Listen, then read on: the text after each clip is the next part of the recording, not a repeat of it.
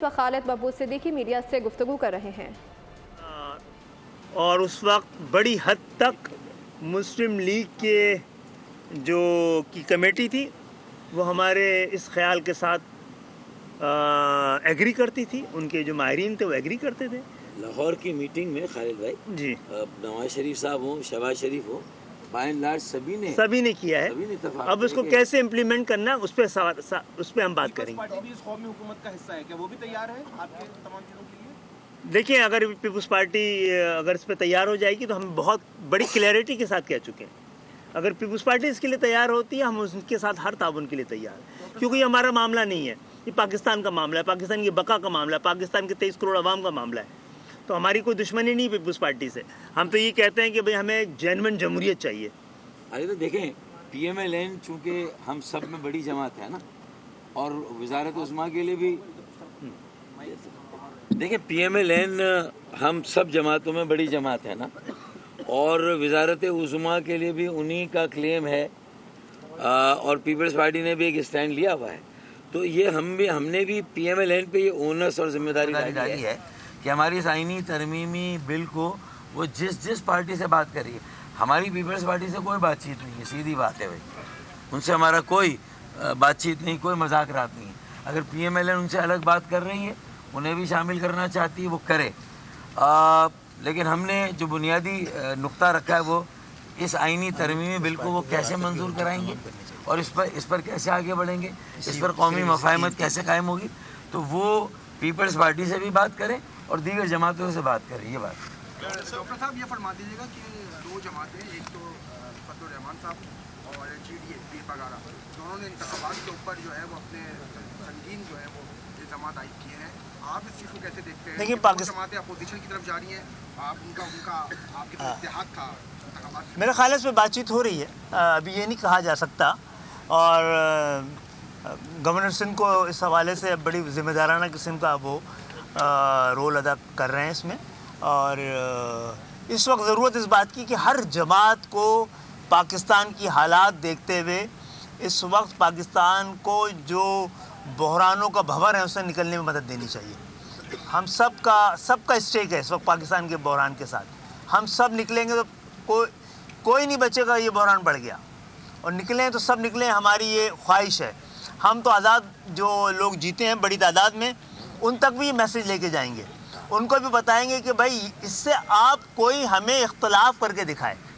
جو تین ہمارا ہے اس سے کوئی کھل کر پریس کانفرنس کرے کہ اس میں مفادات کی بو آتی ہے، اس میں تعصب کی بو آتی ہے، اس میں اقتدار کی بو آتی ہے، تو پھر ہم اپنے آپ کو درست کر لیں گے. کوئی ہمت کرے.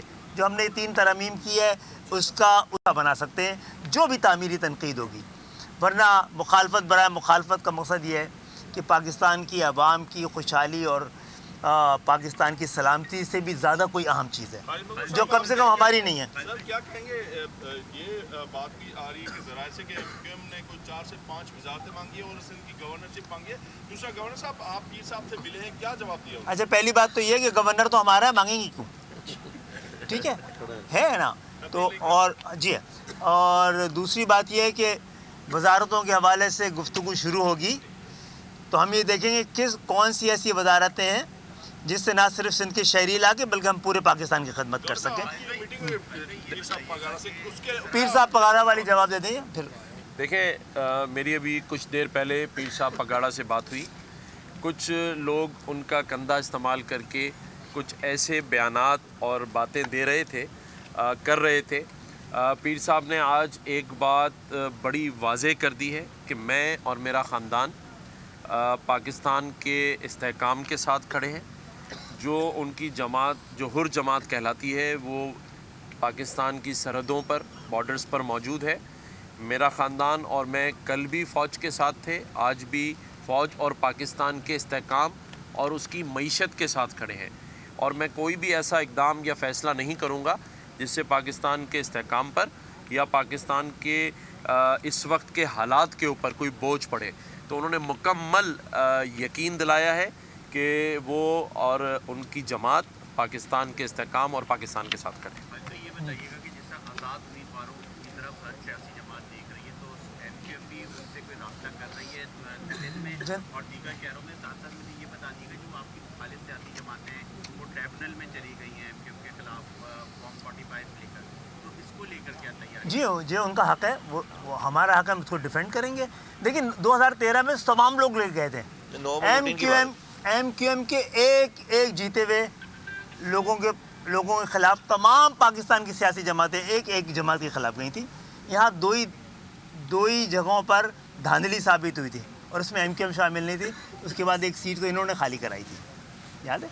तो वफाक के साथ साथ क्या एमक्यूएम इस शहर की भलाई के लिए पीपल्स पार्टी के साथ बैठने का आगे सोच रही है? जी, अगर भलाई जिसको भी चाहिए हम तो हर एक साथ बैठने को तैयार हैं। अगर किसी को भलाई पाकिस्तान की और सिंध के शहरी इलाकों की, इसलिए कि बराह रास्त उनका ताल्लुक़ पाकिस्तान की खुशहाली के साथ है।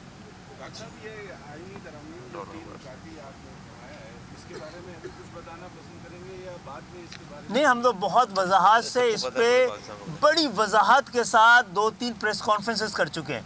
सिंपल सी बात यह है कि पाकिस्तान की कौमी और सूबाई हुकूमतों को आइन ने तहफ़्फ़ुज़ दिया हुआ है, तो आप ज़िले हुकूमत को भी आइनी तहफ़्फ़ुज़ दें, आप देही और शहरी हुकूमत को भी आइनी तहफ़्फ़ुज़ दें। दूसरी ये कि आइन में दर्ज है तमाम बाकी मुल्कों में आस पड़ोस के भी आपके जो इख्तियारात और महकमे सूबाई हुकूमत और वफाकी हुकूमत के हैं, इसी तरह आइन में दर्ज हो कि थर्ड टियर ऑफ गवर्नमेंट बल्दियाती हुकूमतों के क्या इख्तियारात हैं और कौन से महकमे उनके पास आने चाहिए। तीसरी बात यह है कि आइन तकाजा करता है एक ऐसी थर्ड टियर ऑफ गवर्नमेंट, एक ऐसी बल्दियाती हुकूमत को जो सियासी तौर पर, इंतज़ामी तौर पर और माली तौर पर मुकम्मल तौर पर ख़ुद मुख्तार हो। तो उसके लिए भी हमने आइनी तरमीम की है कि आइन ज़िम्मेदारी ले कि कितना वफाक को मिलना है, कितना सूबे को मिलना है और कितना बल्दियाती हुकूमत को मिलना है।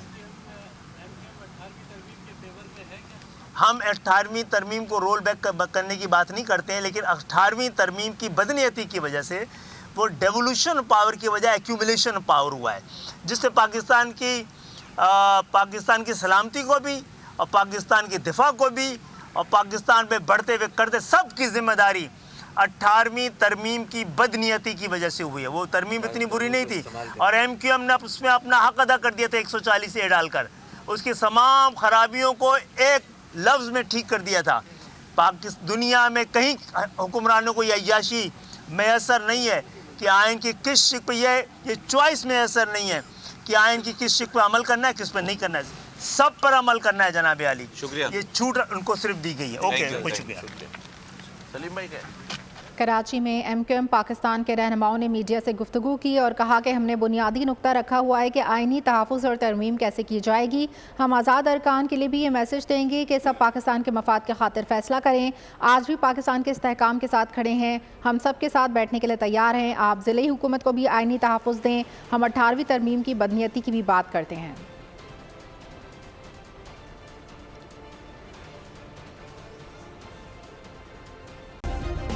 सब्सक्राइब करें और बेल दबाएं ताकि कोई खबर रह न जाए।